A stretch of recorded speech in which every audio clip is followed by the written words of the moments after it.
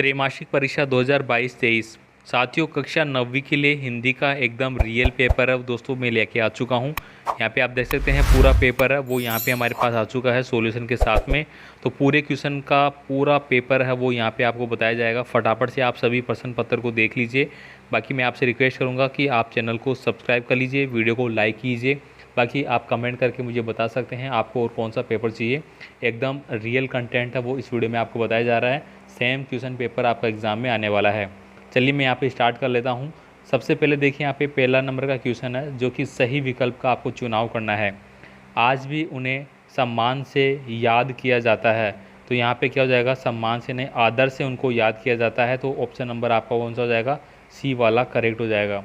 आगे देखिए कबीर कर्म कांड के, तो कबीर है वो किस कर्म कांड से रिलेटेड थे। क्या वो उनके विरोधी थे, क्या उनके अनुयायी थे, प्रेमी थे या फिर उदासीन थे। तो कबीर है वो कर्म कांड के क्या थे, विरोधी थे। तो ऑप्शन नंबर आपका जो विरोधी वाला है ऑप्शन नंबर ए वो सही आंसर हो जाएगा। साथियों एकदम फटाफट से सारे क्वेश्चनों को छाप लीजिए, यही पेपर आपका बनने वाला है। यहाँ पे देखिए वर्णों के सार्थक जो योग है उसको हम क्या बोलेंगे। तो वर्णों के सार्थक योग को वाक्य बोला जाता है। ठीक है, वर्णों के सार्थक योग को, जैसे कि वर्णों का सार्थक योग मान लीजिए क, मैं और ल, ये सार्थक योग बन गया। तो इससे क्या बन गया, एक शब्द बन गया। ठीक है, तो वर्णों के सार्थक योग इस प्रकार से योग बन जाते हैं तो पूरा एक वाक्य का निर्माण होता है। आगे देखिए चौपाई छंद में प्रत्येक चरण में जो मात्राएं हैं वो कितनी होती है।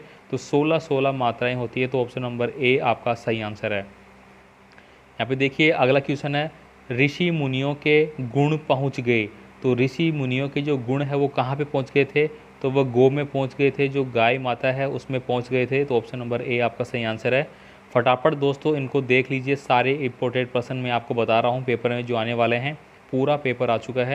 यहाँ पे देखिए लेखिका के अनुसार मेरे नाना पक्के माने जाते थे। तो क्या माने जाते थे, पक्के साहब माने जाते थे। तो ऑप्शन नंबर जो आपका ए है वो करेक्ट आंसर है, ये आपको लिखना है। इसके बाद देखिए रिक्त स्थान से रिलेटेड क्वेश्चन आपके आ जाते हैं।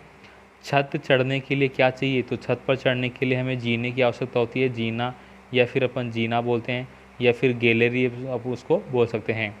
आगे देखिए रसखान चाहते थे कि मैं पत्थर बनूं तो किस पर्वत का बनूं।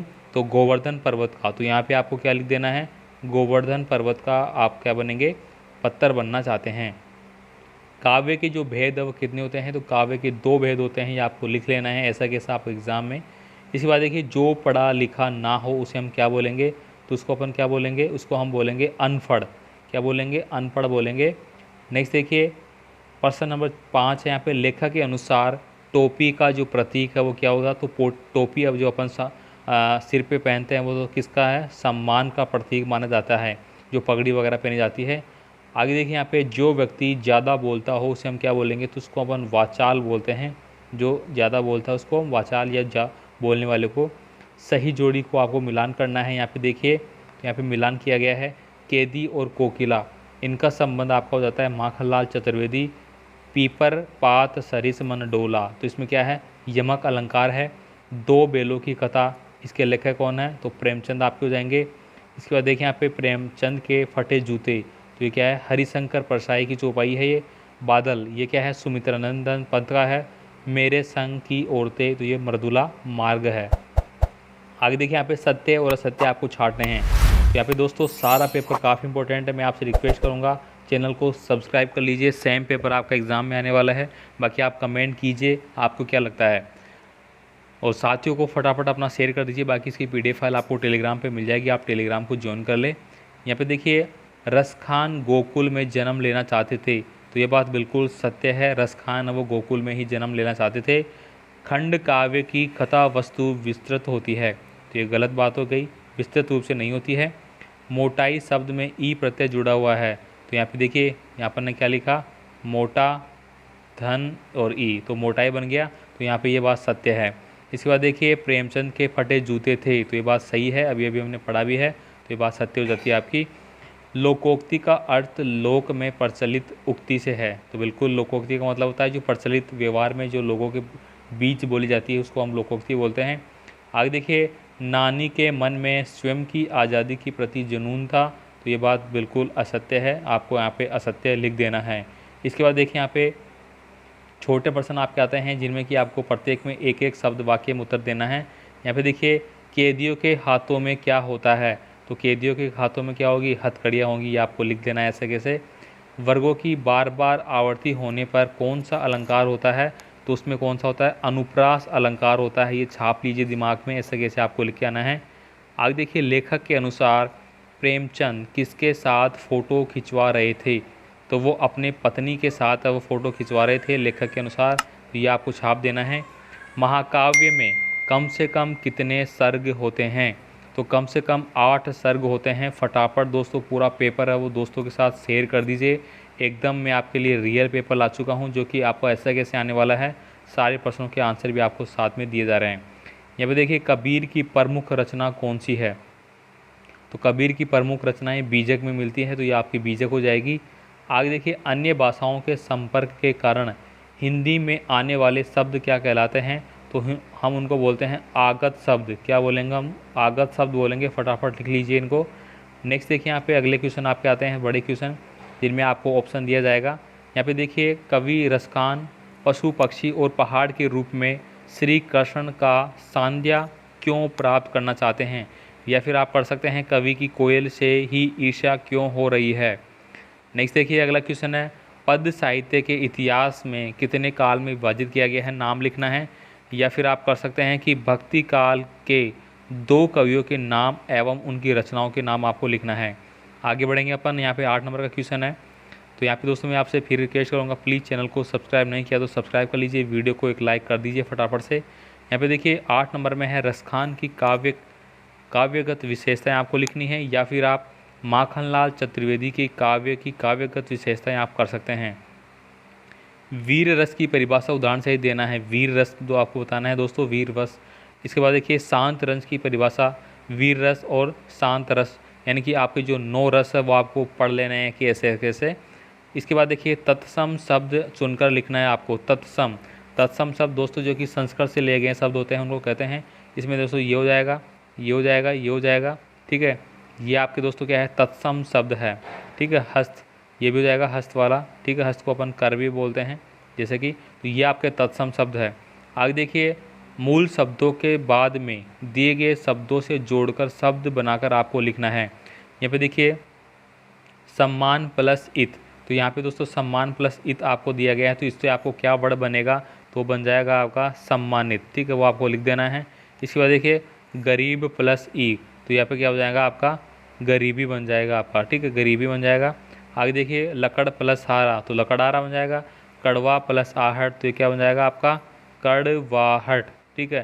तो ये आपको सारे पढ़ते दिए गए हैं, पढ़ते से बने हैं।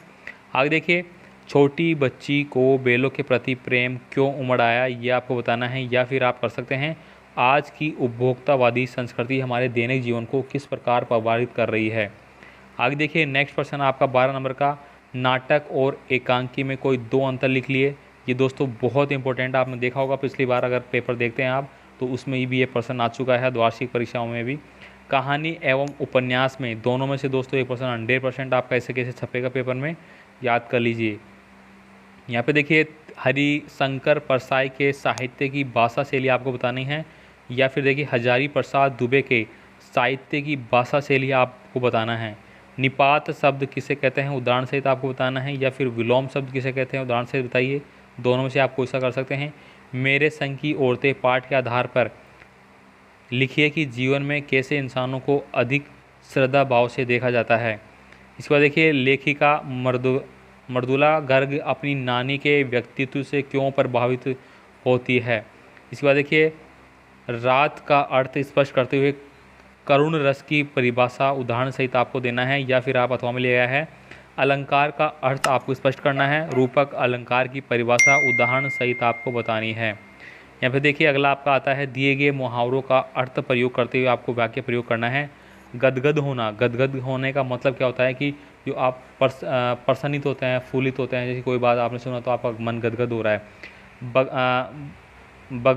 बगले झांकना, मतलब आपको कुछ पूछा जाता है तो आप बगले झांक रहे हैं, मतलब आप देख कर अनदेखा करना, इसको हो सकता है। ईंट का जवाब पत्थर से देना, मतलब करारा जवाब देना। इसके बाद देखिए, दिए गए विराम चिन्हों का प्रयोग कर वाक्य करना है।